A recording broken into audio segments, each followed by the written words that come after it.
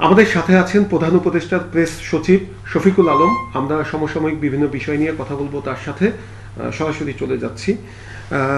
শফিক ভাই, আপনাকে অসংখ্য ধন্যবাদ আমাদেরকে সময় দেওয়ার জন্য। আমরা প্রথমেই যে বিষয়টি জানতে চাইবো আপনার কাছ থেকে, সেটি হচ্ছে, আপনি যদি দেখেন যে আইন শৃঙ্খলা পরিস্থিতির উন্নতি 5 আগস্টের পর থেকে ধারাবাহিকভাবে কিছুটা হচ্ছে, কিন্তু কাঙ্ক্ষিত মাত্রার উন্নতি এখনো বলা যাবে না। কারণ আমরা দেখছি যে অনেক জায়গায় ছিনতাই হচ্ছে ঢাকা শহরে, এবং অনেকেই ইনসিকিউর ফিল করছে।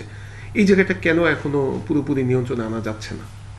আমরা মনে করি যে আমরা কাঙ্ক্ষিত জায়গায় পৌঁছচ্ছি, এখনও সেই জায়গাটায় পৌঁছায়নি, এটা ঠিক। কিন্তু আমরা তো প্রতি মাসে আমরা ক্রাইমের ফিগার দিই। আমরা নভেম্বরের ক্রাইমের ফিগারটা, ডিসেম্বরের ক্রাইমের ফিগারটাও 2-1 দিনের মধ্যে দিব।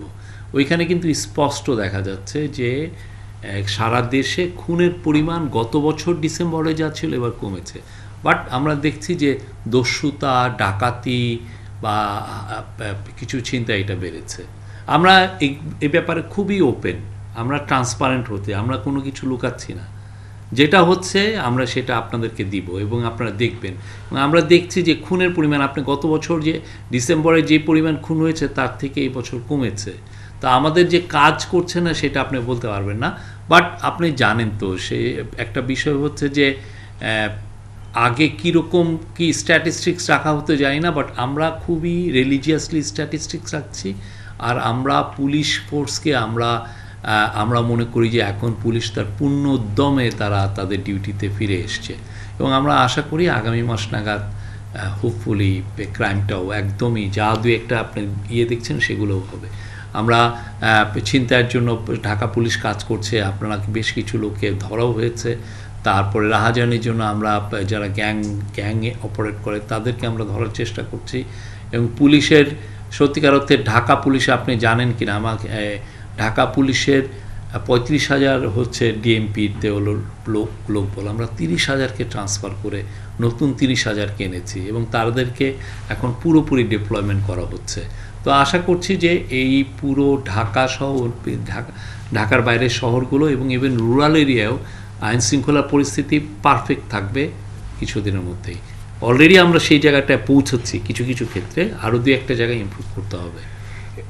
অর্থ বছরের মাঝামাঝি সময়ে ভ্যাট ট্যাক্স বাড়ানো, এমনিতেই জিনিসপত্রের দাম কিছুদিন আগে অনেক বাড়তে ছিল, এখন অনেকটাই কমে গিয়েছে। তো মানুষ যখন একটু স্বস্তির মধ্যে ফিরছিল, তখন আবার এই ভ্যাট ট্যাক্স বাড়ানোটা কতখানি যৌক্তিক হয়েছে? না, আমি এটা নিয়ে কিন্তু আমরা ব্যাখ্যা করেছি। আমি আপনার গতকালের আগের দিন আমরা গত পরশু আমি ব্যাখ্যা করেছি যে কেন আমাদের এটা, আমরা আসলে নিরুপায় হয়ে এটা করতে হয়েছে। আমরা চাই না যে মানুষের উপরে মিনিমামও ট্যাক্স আরোপ হোক, কিন্তু আপনার দেখতে হবে যে আমাদেরকে কি ইকোনমি রেখে গেছে স্বৈরাচার। আমাদেরকে একটা ফোকলা ইকোনমি রেখে গেছে, যেটার পুরো সমস্ত আপনার ব্যাংকিং ব্যবস্থা ভঙ্গুর। ইকোনমিতে আপনি প্রথম 4-5 মাসে আমাদের রেভিনিউ ছিল হলো একদম মাইনাসে, আমরা মাইনাসের মধ্যে ছিলাম। তো সেই জায়গায় আমরা রেভিনিউটা বাড়িয়েছি। তারপরে দেখেন আমরা 5 মাসে আমার রেভিনিউ শর্টফল হচ্ছে 42,000 কোটি টাকা। আমার তো প্রায় 14-15 লক্ষ লোক আমাদের সরকারি চাকরি করে, তাদের বেতন দিতে হয়। লাখ লাখ লোকের আপনার দেখেন মান্থলি স্টাইপেন্ড দিতে হয়। সারা দেশব্যাপী বাংলাদেশের উন্নয়নের জন্য খরচ করতে হয়। তো এই খরচগুলোর টাকা তো ট্যাক্স পেয়াররাই দেন, ঠিক না? তাদের টাকা নিয়েই আমাদের সংসারটা চলে। তো সেই জন্য আমরা মনে করছি যে হ্যাঁ, কিছুটা হয়তো কারো ক্ষেত্রে ইম্প্যাক্ট পড়বে, কিন্তু আমরা মনে করছি যে আমরা সবাই মিলে এটাকে, আমরা সমব্যথী এটা নিয়ে। বাট আমরা মনে করছি যে এটা আমরা পুরো ন্যাশন এটাকে আমরা ফেস করতে পারবো। আমরা আপনাদের সর্বোচ্চ সহযোগিতা চাই। বাংলাদেশকে যেই জায়গায় রেখে গিয়েছে, আমরা সর্বোচ্চ এফর্টস দিয়ে আমরা কিন্তু একটা জায়গায় এনেছি। ইকোনমি এখন ঘুরে দাঁড়িয়েছে। আপনি এক্সপোর্ট দেখেন, এক্সপোর্ট ঘুরে দাঁড়িয়েছে, ইম্পোর্ট ঘুরে দাঁড়িয়েছে। রেমিটেন্স, আমাদের প্রবাসী ভাই বোনরা অ্যামেজিং কাজ করছেন, তারা প্রচুর টাকা পাঠাচ্ছেন, এবং এর ফলে দেখেন তারা এই পরিমাণ চুরিচামারি করেছে চোরতন্ত্র জারি করে শেখ হাসিনা। সেই জায়গায় আমাদের ইকোনমিটাকে আবার ঘুরে দাঁড়িয়েছে। আমরা বুঝছি, আমরা মনে করি যে কিছু মানুষের কষ্ট হবে, বাট আমরা বলবো যে আমরা সম্ভবত আমরা আপনার সহযোগিতাটা চাই। 15 জানুয়ারির মধ্যে জুলাই বিপ্লবের ঘোষণাপত্র দেওয়ার দাবি জানিয়েছিল বৈষম্য বিরোধী ছাত্র আন্দোলন, এবং এর আগে আপনিও সংবাদ সম্মেলন করে 30 ডিসেম্বর আপনি বলেছিলেন যে সরকারের পক্ষ থেকেই এই জুলাই বিপ্লবের ঘোষণাপত্র প্রকাশ করার উদ্যোগ নেওয়া হবে। সেটির কাজের অগ্রগতি কতদূর এবং সেটি কবে নাগাদ আপনারা? আমাদের অ্যাডভাইজার মাহফুজ আলম এই বিষয়টা নিয়ে গত পরশু বা তার 2-1 দিন আগে বলেছেন। তো আমরা আপনাকে বলতে পারি যে এটা নিয়ে আমাদের যথেষ্ট ভালো কাজ হচ্ছে, বিশেষ করে এটা নিয়ে 2-1 জন অ্যাডভাইজার কাজ করছেন, এবং এই কাজটা আপনি যখন দৃশ্যমান হবে, কংক্রিট প্রোগ্রেস হবে, আপনারা এটা দেখতে পারবেন। 15 তারিখ একটা অনেক স্টুডেন্টদের তরফ থেকে একটা দাবি ছিল, তো সেই নিয়ে অ্যাডভাইজাররা এটা নিয়ে কাজ করছেন। দেখা যাক আমরা কতটুকু হই। এগুলো জিনিস কি, এটা তো এক ধরনের একটা ঘোষণা, সেখানে সবার যে আকাঙ্ক্ষার একটা প্রতিফলন থাকতে চায়। তো সবার আকাঙ্ক্ষা প্রতিফলন করতে গেলে তো এক ধরনের এটাকে সবাইকে অ্যাকোমোডেট করতে হয়, সেই জায়গাটা ওনারা দেখছেন। তো আমরা আশা করছি যে এটা শীঘ্রই আপনারা এটার একটা কংক্রিট রেজাল্ট পাবেন।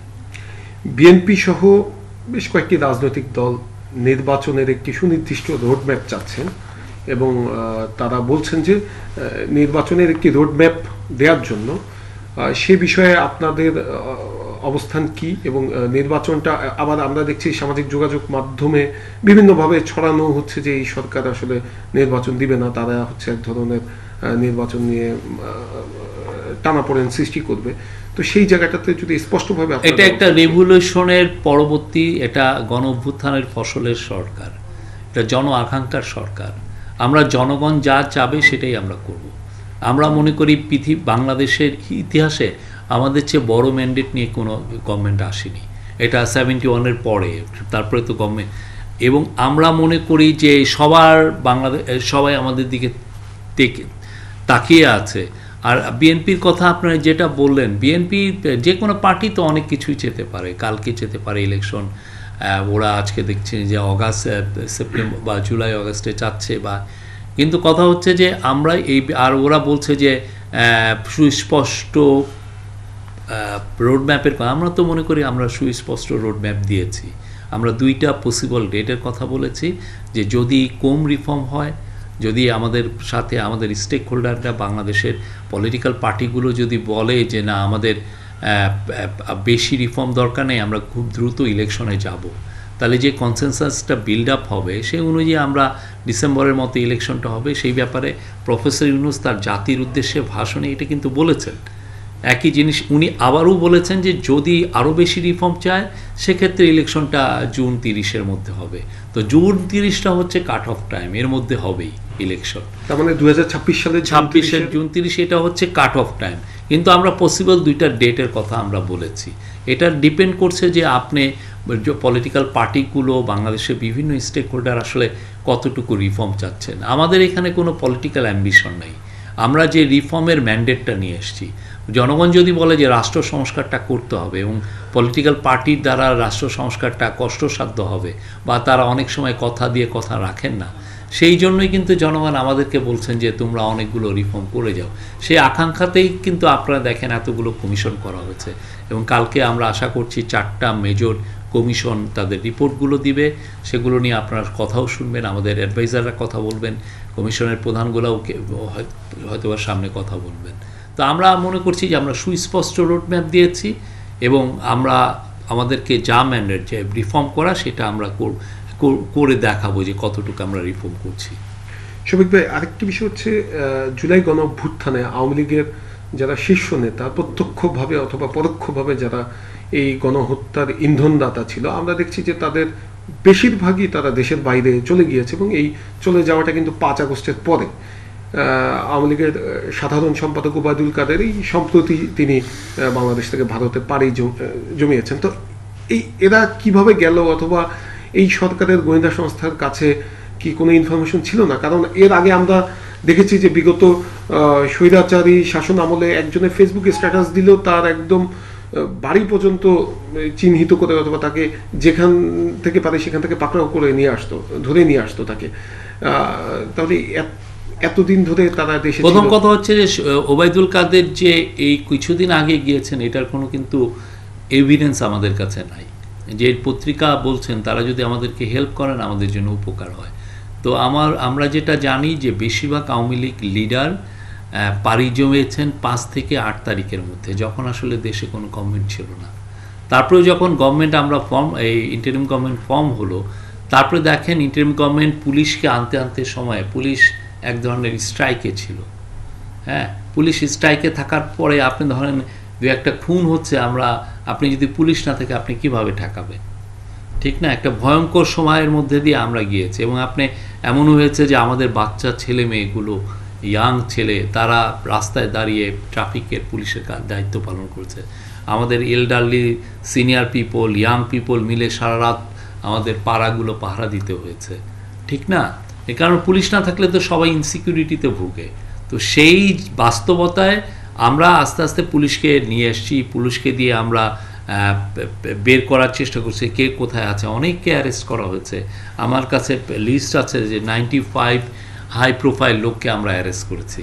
কিন্তু কেউ পালিয়ে গেছে। ওই যে বললাম আপনার 5 থেকে, আমাদের ধারণা 5 থেকে 8 তারিখের মধ্যে এই ঘটনাগুলো ঘটেছে এবং তারা বাইরে যে লুকিয়ে আছেন। বাট আমাদের একটা ডিটারমিনেশন, সেটা হচ্ছে তারা যেখানেই থাকুক না তাদেরকে এনে বিচারের সম্মুখীন করার দায়িত্ব আমাদের, এবং এইটার জন্য আমরা কাজ করছি। আগামী নির্বাচনে আওয়ামী লীগের বিষয়ে বর্তমান সরকারের অবস্থান কি? আজকের বৈষম্য বিরোধী ছাত্র আন্দোলনের যিনি নেতা হাসনাত আবদুল্লাহ, তিনি স্পষ্টভাবেই জানিয়েছেন যে আওয়ামী লীগকে নির্বাচনে আনার কথা যারা বলবে তারা ফ্যাসিজমকে আবার কায়েম করার পক্ষে কথা বলছে, এই ধরনের একটি বক্তব্য দিয়েছেন। তো আওয়ামী লীগ আগামী নির্বাচনে অংশ নিতে পারবে কি পারবে না সেটার বিষয়ে? আওয়ামী লীগ এই কারেন্ট ফর্মে, ওর যে কারেন্ট ক্যারেক্টারে, সে একটা ফ্যাসিস্ট পার্টি। আপনি আওয়ামী লীগের কাউকে দেখেছেন যে এই যে জুলাই অগাস্টে এত বড় কিলিংটা হলো, ম্যাসাকার হলো, কোনো অনুশোচনা করতে, তারা সরি বলতে, তারা কোনো ধরনের রিগ্রেট করতে? আমরা তো দেখি নাই। এখন আপনি বলেন যে আপনি মার্ডার করলেন, আপনি বাচ্চা ছেলে মেয়েদেরকে খুন করলেন। আজকে আপনি জানেন কালকে একটা ইন্টারন্যাশনাল একটা লিগ্যাল রাইটস গ্রুপ, একটা জাস্টিস নিয়ে কাজ করে, তারা একটা ভিডিও লঞ্চ করবে কালকে। আপনারা দেখেন কি ভয়াবহভাবে ছেলেমেয়েদের, নিরস্ত্র ছেলেমেয়েদেরকে খুন করা হয়েছে। এটা একটা দালিলিক প্রমাণ। তো সেই জায়গায় আপনি আওয়ামী লীগ এগুলোর কারো কোনো মধ্যে অনুশোচনা তো নাই। তো সেক্ষেত্রে আপনি কিভাবে বলেন যে আওয়ামী লীগকে এটা ডেকে এনে পলিটিক্যাল প্রসেসে আবার ফেরত আনা?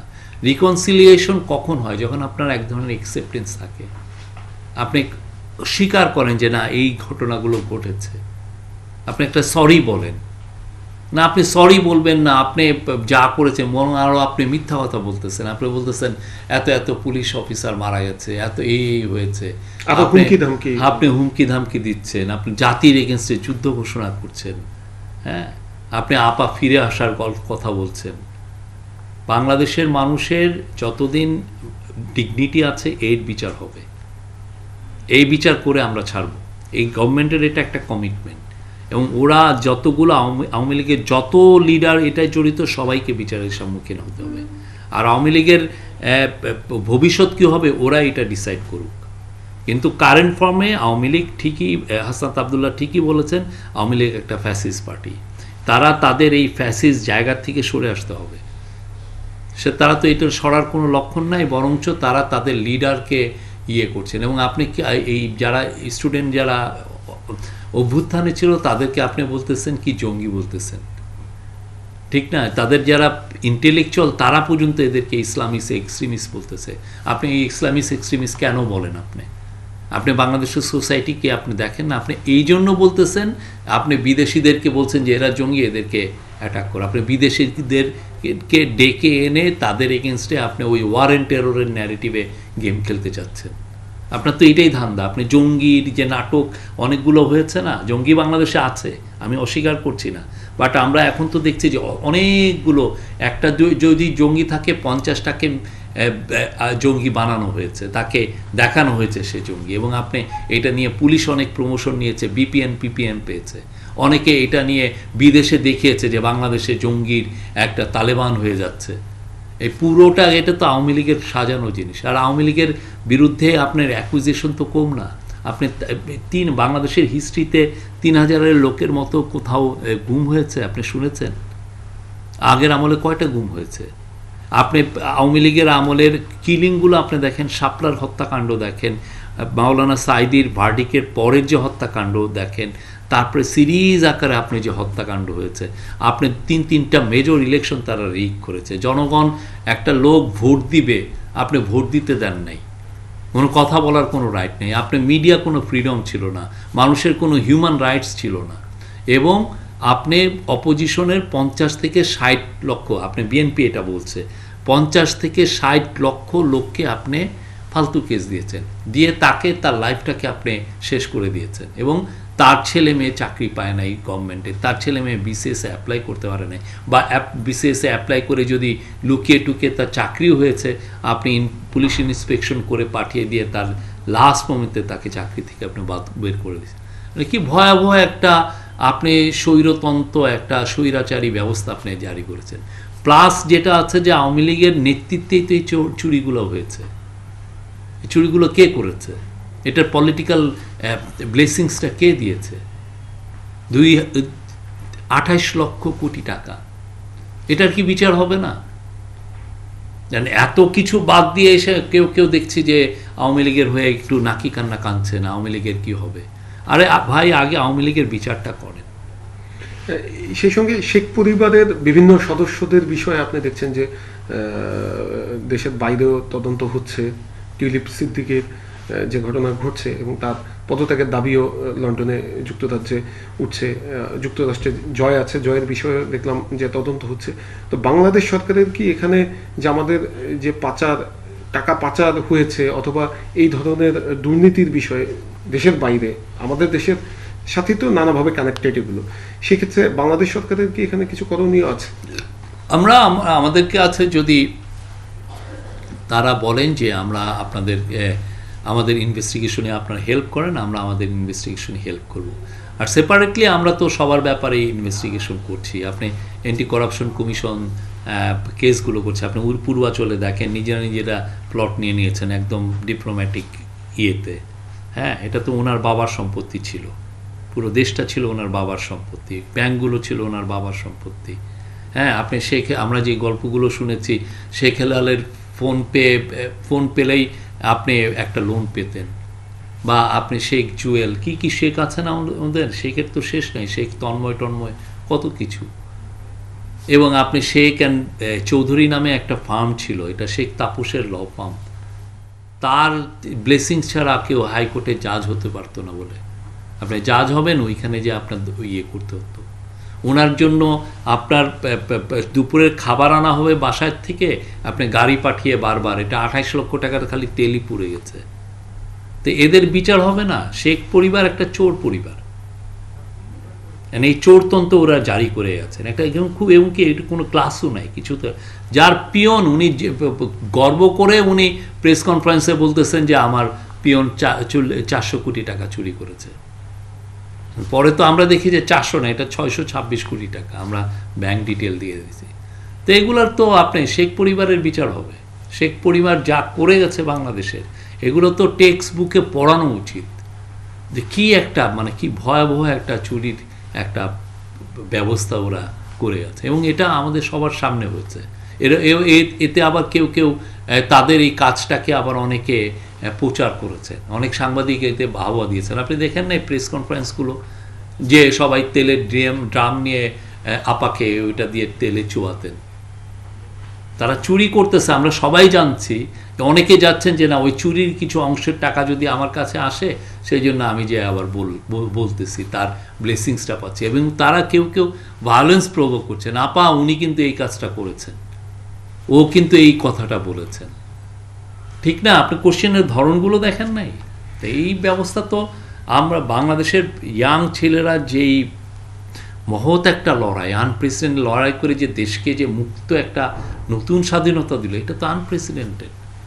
সবশেষে একটা বিষয়, ভারতীয় গণমাধ্যম এখনো ক্রমাগতভাবে, মানে আমরা যেগুলো অপপ্রচার চালিয়ে যাচ্ছে নানা ইস্যুতে, এবং তারা সবসময় সামনে রাখছে সাম্প্রদায়িক ইস্যু। তো এই যে তাদের অপপ্রচার, এইটা কি দুই দেশের মধ্যে সম্পর্ক খারাপ হওয়ার পেছনে অন্যতম একটি কারণ হিসেবে কাজ করছে কিনা? মিডিয়া কি করছে, আমরা আসলে দুই দেশের মধ্যে সম্পর্ক এখন ভালো, আপনি দেখবেন যে আমাদের মধ্যে ট্রেড আরও ভালো হবে। আমরা মনে করছি যে আমাদের ট্রেডের হবে। আমাদের চিফ অ্যাডভাইজার অলরেডি বলেছেন যে উনি সার্কের রিভাইভাল চান, এবং সার্ককে সামনে রেখে আমরা পুরো সাউথ এশিয়ার সমস্ত দেশের সাথে সম্পর্ক ভালো করছি। ইন্ডিয়ার সাথে তো অবশ্যই আমরা ভালো সম্পর্ক করছি। আমরা ইন্ডিয়া দেখেন খুব বড় একটা ইকোনমি হয়েছে। পারচেজিং পাওয়ার প্যারিটিতে ইন্ডিয়া এখন ওয়ার্ল্ডের 3rd লার্জেস্ট ইকোনমি, আর জিডিপি সাইজ যদি ধরেন এটা 5th লার্জেস্ট ইকোনমি। তো ইন্ডিয়া যদি গ্রো করে পুরো সাউথ এশিয়ায় সেটা একটা পজিটিভ ইম্প্যাক্ট হয়। তো আমরা সেই পজিটিভ ইম্প্যাক্ট হলে আমরাও বেনিফিটেড হব। তো আমরা চাই যে ইন্ডিয়ার সাথে আমাদের সম্পর্কটা ভালো হোক, এবং সেই জায়গায় আপনি দেখেন, এবং আমরা অবশ্যই চাই যে এই সম্পর্কটা যেন ন্যায্যতা, সমতা এবং রেসপেক্টের মর্যাদাটা খুব ইম্পর্টেন্ট। আগে এই মর্যাদাটা ছিল না, এই জায়গাটা আমরা ইনশিওর করতে চাচ্ছি। আর ইন্ডিয়ার পত্রিকাগুলো যা করছে ওদের তো মিনিমাম ইথিক্সও নাই। এখন এটাকে আপনি কী আমরা এখন ইগনোর করছি।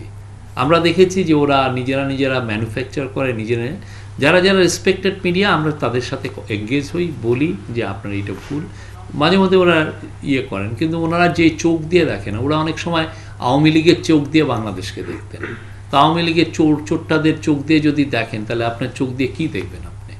সেই ব্যাপারটাও হয়েছে। আমার মনে হয় স্লোলি তাদের মধ্যেও রিয়েলাইজেশন আসছে। ভালো আপনি রিপোর্টও আমরা দেখছি, কিছু ভালো হয়েছে। এটা একটা ম্যাটার অফ টাইম, ওরাও বুঝবেন। এবং আমরা যেটা করেছি তাদের জন্য আমরা ওপেননেস, গ্রেটার একটা ওপেননেস আমরা চাই যে আপনারা আসেন, এসে বাংলাদেশে থাকেন, পারলে ব্যুরো অফিস করেন, করে আপনারা রিপোর্ট করেন। এখানে 1.5 কোটি হিন্দু আছে। আপনি আমার যেমন একটা বিদেশে যদি একটা মুসলমান ভাইয়ের উপরে যদি অ্যাটাক হয়, আমার যেমন মনটা খারাপ লাগে, আপনার খারাপ লাগে না? এটা তো হয়ই। ঠিক তেমনি তারাও এখানে 1.5 কোটি হিন্দু আছে, তার যদি কষ্ট হয় সেক্ষেত্রে তো ইন্ডিয়ান অনেকের তার মধ্যেও কষ্ট আসতে পারে। আমরা এটা তো হতেই পারে, কিন্তু আমাদের কথা হচ্ছে আপনি নিজে এসে রিপোর্ট করে যান, দেখেন ঘটনাটা আসলে কি হয়েছিল। আপনাদের যে এক্সাজারেটেড রিপোর্ট দিচ্ছে সেটা আসলে তার মধ্যে বাস্তবতাটা কতটুকু। আমরা এটা নিয়ে কিন্তু দেখেন একটা স্টেটমেন্ট 5 মাসের টোটাল আমরা ফিগার দিয়েছি।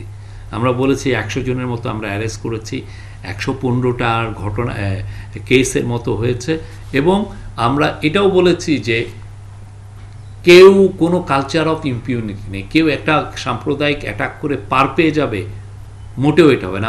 আমরা এটার জন্য এই ঘটনাগুলো মনিটর করার জন্য আমরা পুলিশকে একটা সেল করা হয়েছে, হোয়াটসঅ্যাপ গ্রুপ করা হয়েছে, স্পেশাল টেক কেয়ার করা হচ্ছে, এবং এছাড়া যতগুলো আসছে যেমন হিন্দু, বৌদ্ধ, খ্রিস্টান, ওরা যে রিপোর্টগুলো দিয়েছে সে প্রত্যেকটা রিপোর্ট কিন্তু ধরে আমরা ইনভেস্টিগেট করেছি, এবং আমরা দেখেছি যে বেশিরভাগ ক্ষেত্রে, ওভারওয়েলমিং মেজরিটি অফ দ্য রিপোর্টের ক্ষেত্রেই এগুলো ছিল পলিটিক্যাল, অ্যাটাকগুলো ছিল political in nature. Political in nature মানে হচ্ছে যে একটা লোক হয়তোবা উনি হিন্দু ধর্মাবলম্বী, কিন্তু দেখা যাচ্ছে উনি at the same time Awami লীগের একজন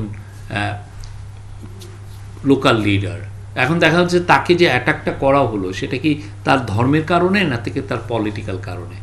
আমরা তো আনফর্চুনেটলি কিছু রিভেঞ্জ অ্যাটাক হয়েছে, এবং সেই রিভেঞ্জ অ্যাটাকটা হয়তো বা কাউকে অ্যাটাক করেছে, কিন্তু যখন ওই অ্যাটাকটা যখন মুসলমানের উপরে হচ্ছে আওয়ামী লীগ করা, সেটা নিয়ে কেউ কিন্তু কথা বলছেন না, যে হিন্দুর একটা এগেনস্টে বলছেন, বিকজ উনি হিন্দু বলবে, এবং এটাকে কিছু গ্রুপ দেখাতে চাচ্ছে এই অ্যাটাকটা আসলে একটা কমিউনাল অ্যাটাক, কিন্তু এটা তো আসলে পলিটিক্যাল। উনি হয়তোবা বুরঙ্গমালী থানা উপজেলা আওয়ামী লীগের উনি জয়েন্ট সেক্রেটারি বা ধরেন সাংগঠনিক সম্পাদক, সেই কারণে তার তার তো ফেইথের কারণে হয়নি, ঠিক না?